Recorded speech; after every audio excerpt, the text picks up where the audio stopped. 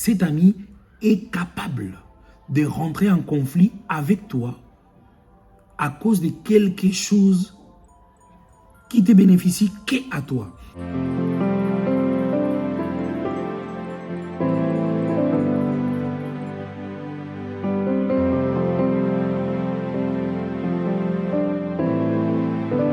Bienvenue à la pensée biblique. Aujourd'hui, nous allons parler des différents types d'amitié. Puisqu'il y a des types d'amitié qui nous font du mal, il y a des types d'amitié qui nous ralentissent, il y a des types d'amitié qui nous éloignent même de notre destinée prophétique, qui est tout simplement ce que Dieu a prévu pour nous.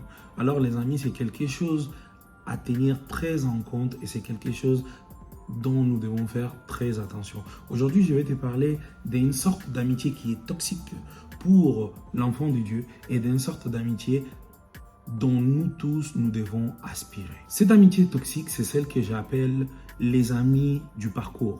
Les amis de parcours, ce sont des personnes qu'on retrouve dans notre route. Ce sont des personnes qui partagent certains moments de notre vie. Ces personnes, souvent, sont même envoyées par Dieu pour nous soutenir pendant un temps de notre trajet, pendant certains moments de notre vie. Cependant, ces personnes-là sont appelées à partir. Ils viennent dans notre vie comme des corbeaux que Dieu envoie, des corbeaux que Dieu envoie pour nous nourrir. Nous devons apprendre à pratiquer l'art de l'abondance. L'art de l'abondance, c'est le fait de savoir qu'il y a des personnes que même si on les aime énormément, ne seront pas indispensables dans notre vie tout le temps. Ce sont des personnes qu'on doit apprendre à laisser partir. Lorsque le moment sera arrivé, ces personnes doivent partir. Parce que si ces personnes restent avec nous, ils deviennent comme Jonas dans les bateaux. Les bateaux doivent aller quelque part, mais à cause d'une personne qui est là en ces moments, les bateaux risquent de s'écouler. C'est là parce que nous n'avons pas compris que cette personne, malheureusement, et même si on l'aime beaucoup, c'est une personne qui n'est plus appelée à être avec nous. C'est une personne que nous devons apprendre à laisser partir. Et vous le verrez, parce que cette personne dans notre vie deviendra toxique. Pas cette personne forcément, mais l'influence qui fait sur nous deviendra mauvaise. Vous verrez que vous commencerez à vous éloigner de votre responsabilité. Vous verrez que vous commencerez à négliger certaines choses qui ne sont jamais négligeables. Vous verrez que cette personne, à cause de cette personne, ta relation avec Dieu diminue. Alors qu'elle devrait être censée te ramener vers le haut, elle te ramène vers le bas malgré elle. Pourquoi? Parce que vos objectifs ne sont plus les mêmes. Votre vision n'est plus la même. Vous verrez que cette personne et vous n'êtes plus pareil. Même si vous vous aimez beaucoup, vous n'êtes plus pareil et vous n'allez pas dans la même direction. Lorsque cela arrivera, c'est le moment de laisser partir cette personne. Ensuite, nous avons les amis des destinées. Les amis des destinées, c'est une catégorie d'amis avec laquelle nous allons marcher longuement. C'est une catégorie d'amis avec laquelle nous allons faire de grandes choses. Je te ramène quelques points pour que tu différencies les amis du parcours et les amis des destinées. Premier point, l'ami des destinées va démontrer la loyauté. Et je ne parle pas de cette loyauté que nous avons connue dans le monde, cette loyauté de mon ami, il est toujours là pour moi, il est toujours avec moi. Un ami des destinées n'est pas censé être tout le temps avec toi, mais il est censé être loyal. Et quand je parle de loyal, je parle de loyauté dans la protection.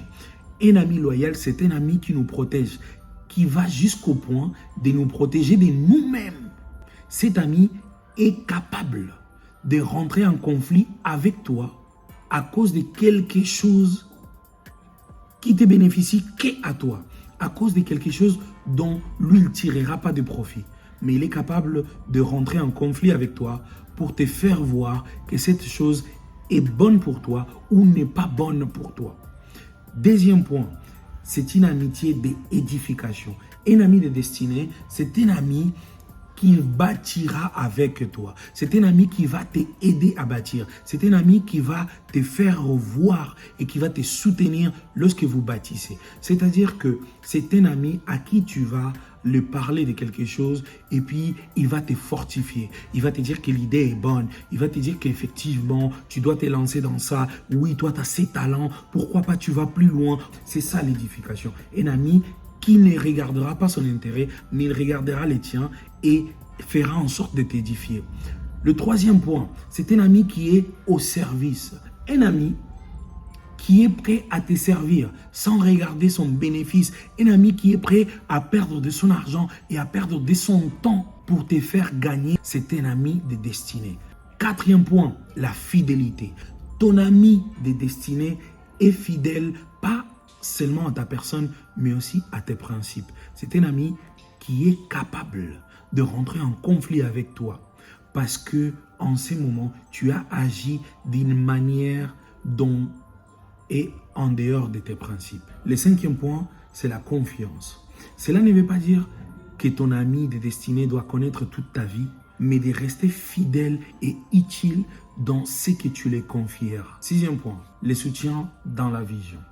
Un ami de destinée, c'est l'ami qui va te soutenir dans la vision. Il va te soutenir à tout prix. Faisons voir que ton objectif, c'est son objectif. Sixième point, le soutien dans la vision. L'ami de destinée, c'est cet ami qui va épouser ta vision comme s'il était la sienne. Tes victoires sont les siennes, tes réussites sont les siennes et tes défaites sont les siennes aussi. C'est quelqu'un qui soutient ta vision comme s'il était aussi les visionnaires. C'est une porteur de vision. Et les derniers points, la recherche du bien-être.